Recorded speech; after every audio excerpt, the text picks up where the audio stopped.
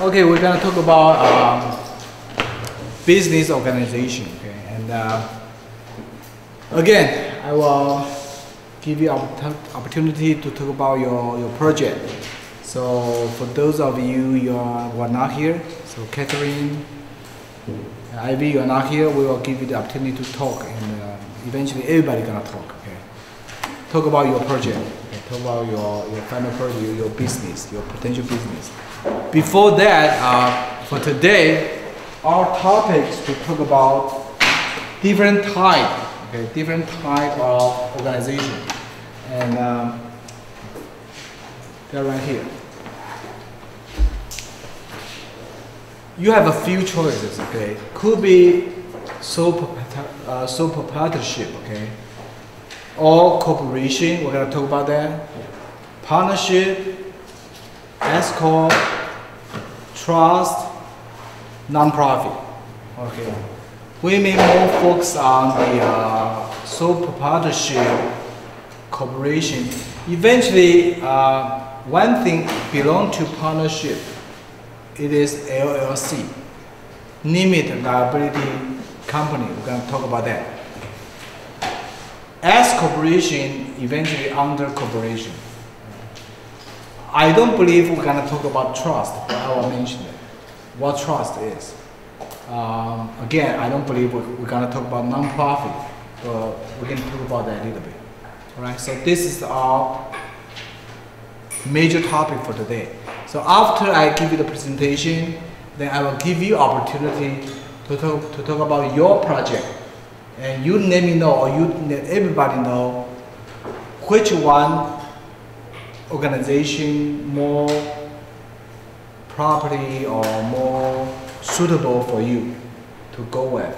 So I will give you the idea, the pro and con, and what's the reason why you want to choose any type of this. All right. So number one, sole proprietorship. That really means you are the only person who made the decision and who is reliable for the result. Right? Say for example, for typically small business, and when I say small business, I mean probably the annual revenue is probably from 100,000 to under $1 million, and you are the only key person who made a final decision, and you are the person who contribute the capital in, and you do not rely on any outside resource. Okay, so if your business following in this type, probably it's better off to choose it. Pro and con. It's very, very convenient, and you don't need to register. You don't need to file any statement. Probably one thing under this proprietorship, only one document you need to file probably is called a business fictitious name. Okay, business fictitious name. Probably that's only one you need to file. Even that is not necessary. But the reason why for you to file the business fictitious name, you file that with your county. Okay, then you get a certificate. It is good for 5 years. Very low cost. My impression is around $40. You file one time $40, good for 5 years, and then you may be required to public in the newspaper another $50, $70. So probably around $100. You receive the certificate. Okay, you present this certificate to any bank, then you open all your business account. Because I think the bottom line is you don't want to mix your business income with your personal. Nothing wrong. Legally speaking, you can do that. Hold on one second.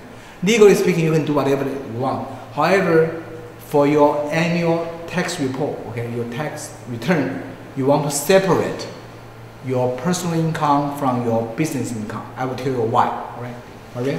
Now, the certificate you're talking about, once we register our business with the county clerk, wherever you're in, is that what? No, now wherever you register the county where your business location could be your residence. Could be your residence. Okay. Well, what if you're doing it online? Is that something that, I mean, anyone can go in there and... Yeah. So if you do not expect any walking traffic, you do not expect you need to open up a physical facility, and your interface with your customer is 99% online, you don't need to do anything. You still You don't have have to to. show your business. Again, when I said business fictitious name, it is not required. It is not required. It's only for your benefit.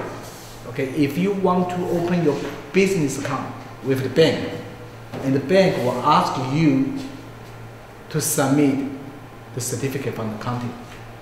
If you say, oh, I just want to try out, I don't know, how good it will be, I even want to save the money, then you just say, okay, I'll wait for a while. So you can give yourself a trial period, say the first 3 months, first 6 months, even the revenue coming in, nothing wrong, you deposit your revenue into your personal account, nothing wrong. And if you even can handle that online payment, PayPal, whatsoever, you can receive any online payment. You don't even rely on the business account, then forget it. Hold on 1 second. All right, so before I go into the more detail, you know, when I say here, at this moment, it is not necessary. It is not required by law. It's only for your benefit. Okay, number one benefit, you want to separate your revenue from business to the revenue from business different from any other resource for accounting purposes. This is it. So did I answer your questions? Yes. It is not necessary, but if you want to open up very low cost, under $100, you done that. And if you want to close it out anytime, you just file declaration without any fee. You cancel it. Stephen first. Do you need to get the business license from the city? Yeah, I'll mention that. Okay. Okay. Before I answer, is the same questions? Is correct? The same questions. Because some cities require. Yes, yes. Yeah, eventually I'm going to touch that issue. Okay. Yes or no? Yes or no? Okay. To become a good citizen, yes. But not necessarily you're a bad citizen. Okay. The reason why is okay. Business license normally is not required for your business. Okay, let me put it this way. Okay? The reason why to set up the business license from the city's standpoint, at least there are two purposes. Number one, to get the revenue.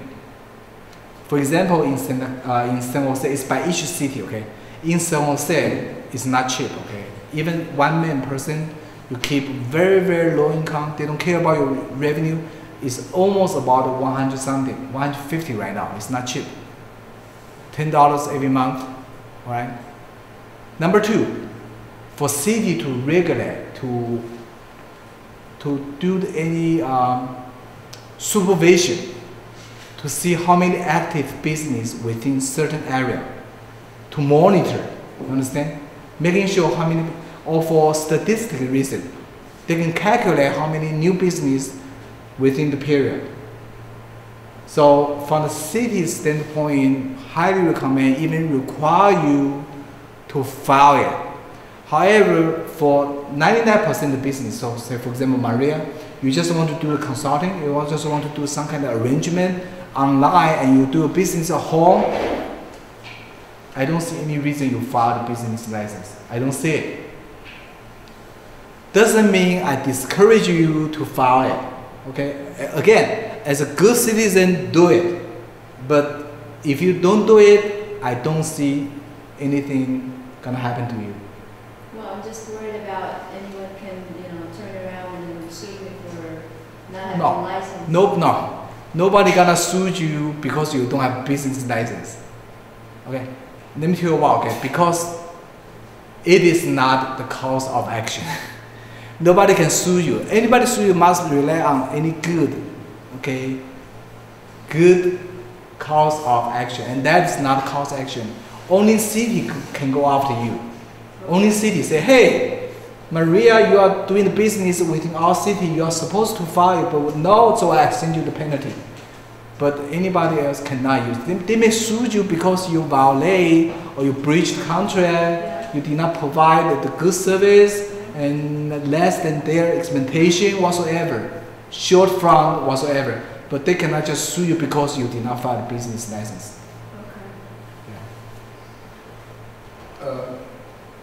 It seems like that when you apply for business license, they will ask you like whether you have a customer visiting you or something, because they have this parking. Yes. Parking issue. Also the fire issues and stuff. So, yeah. Usually when you file the business license, you just answer very, very simple questions. What kind of business? And the city want to see whether or not you're gonna attract the traffic. You're gonna attract the working customer. If it's very light, you know, even Maria will say, okay, I may expect to meet my client one time every day, it should be fine. It should be fine. And if you answer say, I only meet my client one time every week, no any problem. No any problem.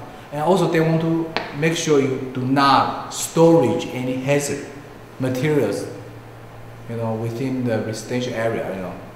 No gunfire, no, you know, fireworks, something, you know. So just making sure no chemical, that kind of thing. So I don't believe that's really the big issue. Okay, I don't believe, especially for the service type business, I don't see too much trouble. Okay, if you want to do some kind of the inventory, that may cause a problem. But other than that,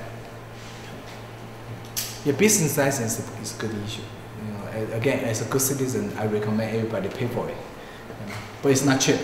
But for tax purposes, if you don't have a license, will that be a problem? No, business license not relate, not affect your tax status at all. I will talk about tax issue, but business license eventually is a minimum level license. Number one, I don't see any specific type job require business license. Okay, only one time I saw that, only one chance. That is one of my client applied for the refinance, and on the refinance, on the loan application, and this person alleged he or she is a self-employed.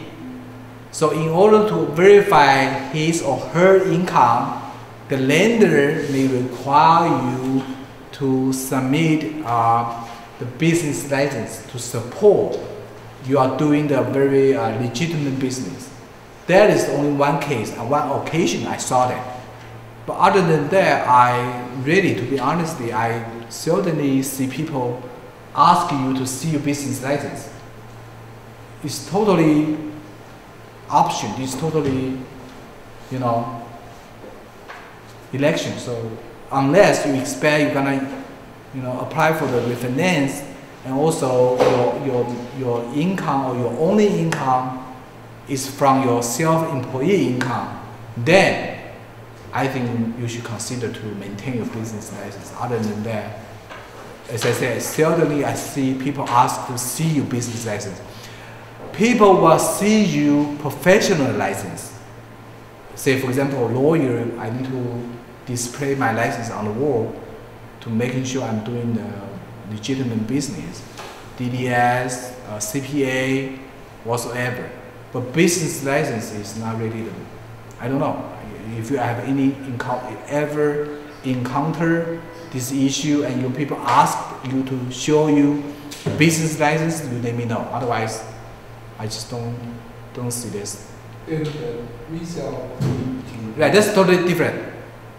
Resale permit is totally different from business license. Okay, if you involve in retail business, manufacturing business, wholesale business, you need to apply for reseller permit. Then, for example, you go to Costco to buy any inventory, you could present your yellow card. It's yellow page, right? You just present this to the cashier and you gotta be waived the sales tax. Yeah, so this totally different. But if we are talking about the service type business, you don't need it. I don't recommend people to apply for reseller permit. If you don't need it, don't apply it. Otherwise, you know, the Office of Equalization is pretty strange name. Equalization, Board of Equalization, how equal, right? The board gonna ask you to file your statement every, I don't know, every quarter, every half year. You need to report your sales. It's headache, and they can come in to audit your book. So if you're not involved in retailer or wholesaler, I don't recommend. Okay, don't get tricky. Say if you want to save the sales tax, and you just apply for it, and you involve fraudulent. Don't do it. Okay. If you are sole proprietorship, and by the end of the year you need to close your book. Okay, and by law, there is no any format for your bookkeeping. You can use Excel. You can use what's the name? What's the name from? Quicken, right? You can use Quicken. Or QuickBooks. Yes, yes. You can use any kind. Okay, you use handwriting is fine. Okay, then you can just prepare very, very minimum bookkeeping, income, expenses. This is it. All right, that's good enough. You just write down your revenue, write down your each, okay, legitimate expenses. Then by the end of the year, assuming your accounting is for calendar year. Okay, I don't see any reason why you pick a very different, very strange accounting year or tax year. I just highly recommend if you are a small business, just follow our as a calendar year tax pay.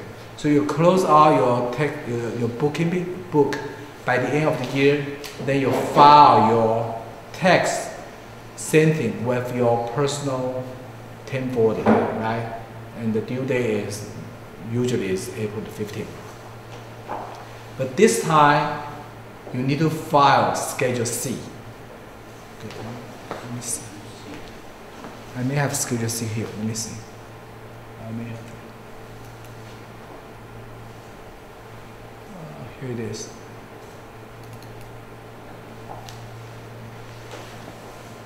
Yes, Schedule C is designed for the sole proprietorship. Okay. Remember, when I say sole proprietorship means only one person. In California, even husband and wife need to file this separately. Even in California, where community property, everything you can say under sole proprietorship, you both husband and wife can run the same business. Even in California, you under sole proprietorship category, but for tax, federal tax purposes, husband and wife need to file separately. All right. The reason why husband and wife need to file separately because under the Schedule C, you need to pay for self-employment tax to cover your federal Medicare and Social Security. That is the reason why even husband and wife file jointly, but for Schedule C purposes, each of the spouse need to file. Okay. And this is a very powerful and very useful tax. Very useful because as a business person, you are qualified to report your business related expenses. Very, very powerful. So especially assuming, I don't know, if Maria you choose or any other of you choose to run your business as a sole proprietorship, then let me show you. You see here, part 1, that's income. any kind of income. Okay, this is part one. Part two, see here? More importantly, I would say this is part two. Expenses. Because each dollar here you enter into will subtract your income, which means reduce your tax. Very, very important, very, very powerful tool for your business. In order to be qualified as a business-related expenses, you are required to keep your receipt. And also, if you're really, really care about your tax issue, you better off write a diary, that a log. You write into the log. On a certain day, this receipt to prove what kind of activity. Okay. As related to business, there are just two major words. Okay. It's necessary. It is necessary. Okay. And ordinary. Just two major words. Okay. So eventually the scope is very, very broad. So for example, Maria, even before you start your business, you already done some market research, you done some marketing research, you make a phone call, you do some kind of survey, you can say this is necessary. Without this, you cannot make a final decision. Again, could be necessary or could be ordinary. Either one will be qualified. So for your business, you have the lunch with your potential client, right? Or you send the fax to your potential client, or you subscribe your internet. Anything you say this is necessary, this is ordinary, then you can include that under the part two. So by the end of the year, you say the total revenue say is $20,000 from part one. And total is $18,000 from part two. Then your taxable income reduced to only $2,000. Without part two, then you are more like W2 income person, right? For tax benefit, eventually W2 is the worst. If you are W2 income earner, you are the worst, because each dollar you need to report it and know anything you can deduct it. You spend money for traveling, for commute, you cannot deduct it. But as a business person, this is your benefit, right? So if you choose to proprietorship as your business, you better off keep each receipt, each dollar you spend related to your business, keep that. Keep it. However, if you spend so much money to prepare, to prepare for your business, say 2012. However, through the whole year, you have zero income. Then, sorry about that. Whatsoever expenses you cannot use for next year. No, you cannot accumulate, okay? Because for tax, it's year by year. It's year by year. Let me put this way, okay? If very extreme case, okay, very, very extreme case, for the whole year, you have a $1 income, truly, okay, you have $1 income, and then you report $10,000 legitimate expenses, and for this year, you can report 9,900, just like the pop song. You report $9,999, right? $990 lost, okay? And you report this 9,999 lost to your 1040, okay? And you may reduce you another income, you maybe. However, you just short of this $1 income, you have a zero income, then all of your expenses become waste. Become totally waste. You cannot use for next year, and you cannot use for any other purposes. All right. So This is the message, okay? If you really want to run any business and you already started, pay something already related to business, you try to squeeze very hard to even earn $1. This is the message. Don't waste your annual expenses. You just do whatever. By the way, you cannot make it out, okay? You just want to push, squeeze very hard, and you earn $1, $2, $3, something coming in, then at least you can report your loss. But again, do not abuse it. IRS is not dumb, okay? They will come in to audit it. So if you file very, very extreme scenario on your report, the supercomputer gonna pick it up, okay? You're gonna pop out on the screen, okay, on one certain IRS agent and bring her or his attention and come in to interview with you. So one moment. Okay. So it does mean if you don't make any money, then you cannot deduct at all. If you cannot do other job to other income to deduct. Yes. At least you have to have some Yes. income for this Yes. business. Yes. Yes. So That's also- magic. That's magic, right?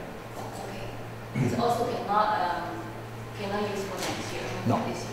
That's correct. So all in all speaking, the magic word is if you want to run any business, you better off you have income. Without any income, this is not business. You cannot say I prepare for my business because it's year by year. Okay? If you prepare for this year and sorry you don't have any income, all of your annual expenses become totally waste. Alright. Okay. This is yes, go ahead. So you say married couple, if there is one business, and then you need to file two Schedule C separately, is that sole proprietary? No, this is not what I mean. Okay. If only one spouse running one business and that spouse file Schedule C. Say for example, husband is a full-time engineer and wife is a real estate agent, and only wife file Schedule C, and husband is not required to do it. However, if wife report the loss from her Schedule C, her loss came against husband's W-2 income. That's good. Or bad, I don't know. But, you know. But there's a scenario. There's a scenario. Okay. The person like me, if I'm a lawyer, in the meantime I'm running my real estate business, then I need to file two Schedule C. Because each Schedule C can only report one time business. Because see, on the top you can see the number there, and the number to indicate what kind of business you are in. This is the number here. You can find this number on the IRS website and to enter into the very unique number to indicate what kind of business you are in. Well, I plan to work full-time until, as a startup, I will do my business part-time. What if, for example, my business, becomes successful and I make more money with my full-time day job? I will file Schedule C for my business and have W-2 for my regular full-time day job. Very typical in Silicon Valley. Very typical. So let me repeat my real scenario. So one person keep his or her regular job, W-2 income, all right?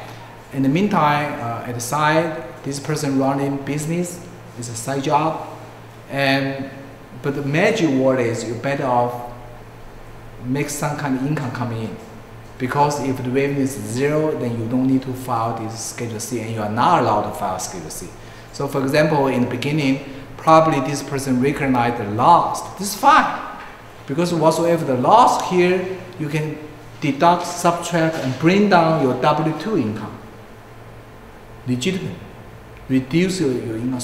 So message is, for any person, if you can generate your regular income from W-2, and then you have sufficient money to cover you, you take a risk.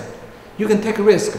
You can shift the income from the W-2 to your side job, as long as you can cover your regular living expenses, you just try it. Because even your side job does not run very good, but at least reduce your regular income tax. Why not?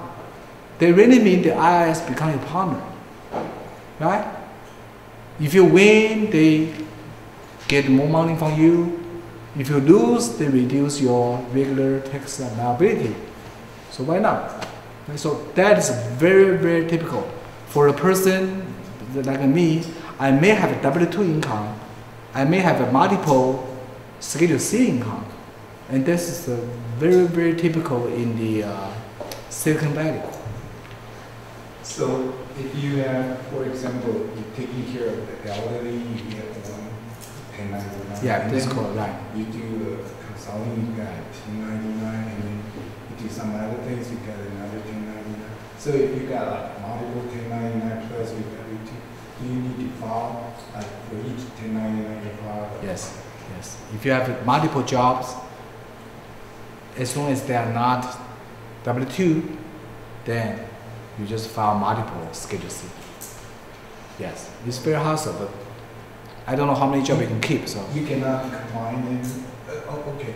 Does the first is it does 1099 needs to be in different name or? no, only on your name. Okay. And then when you put down the name of the business, you can put down different name as many as you want, or just your name. Schedule C is designed for one person, one Schedule C, and one person could be multiple Schedule C. So if you keep multiple jobs, then you need to file multiple Schedule C under one person. Oh, okay. So the name of the sole proprietary could be Me only one. Oh, Me only one. That means I keep my sole proprietorship, my wife keep her sole proprietorship, also. but from different 1099s. Yes. Yes. All right. So far, yes. Go But ahead. always your social security line. So social security is Yeah, because it requires social security number on the top. Here it is, right? so it's really for individuals. EID, employer ID, usually mean that is your social security number. If you don't hire a person, if you